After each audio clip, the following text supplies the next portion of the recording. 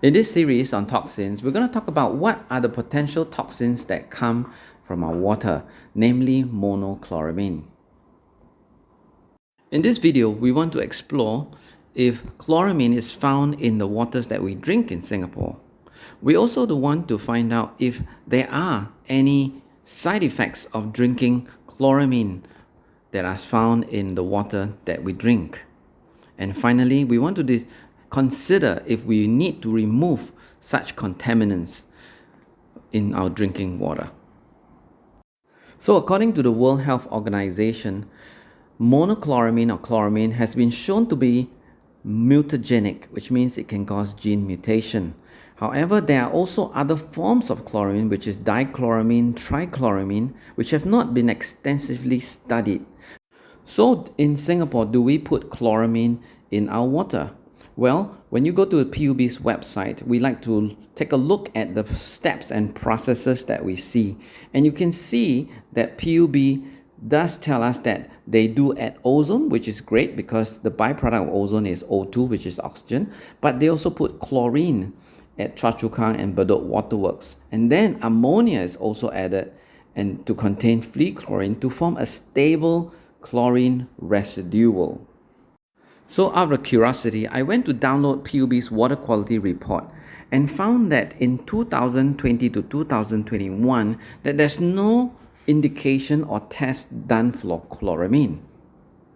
Although PUB doesn't tell us that chloramine is present, we know it is present because during the water treatment process, they added chlorine and ammonia to produce the stabilized type of chloramine. So the next question I ask myself is, if this is something I want to drink?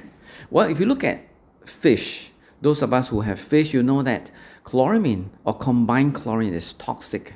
In fact, in this paper, this paper says that about 0.16 to 0.16 milligrams per liter of water.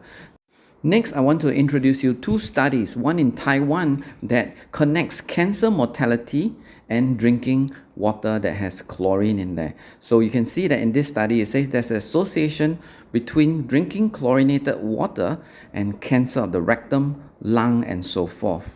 In the next study, you can see that there are a correlation in this Finnish study where there are cancers of the bladder, rectum, esophagus, and even breast cancer and non-Hodgkin's lymphoma. Finally, I like this part of the conclusion that they put in this Finnish study. Now, the researchers are careful to say that the results could not prove or provide enough evidence that chlorinated water drinking can result in cancer. However, they also mention that the cancer risk associated with consuming chlorinated drinking water may be substantial. And they said that therefore these findings should provide an impetus, make us go and find out, identify, develop, implement disinfection strategies that are not associated with adverse health effects in the long term. So in conclusion, how would we practically remove chloramine from our drinking water? Some studies have found that chloramine is so stable that it may take anywhere from 30 minutes up to 60 minutes to boil off chloramine. Reverse osmosis filtration system removes chloramine from chlorinated drinking water. However, it also removes good minerals such as calcium and magnesium. Very few home filtration system removes chloramine. They may claim to remove chlorine, which is easy to remove just by boiling.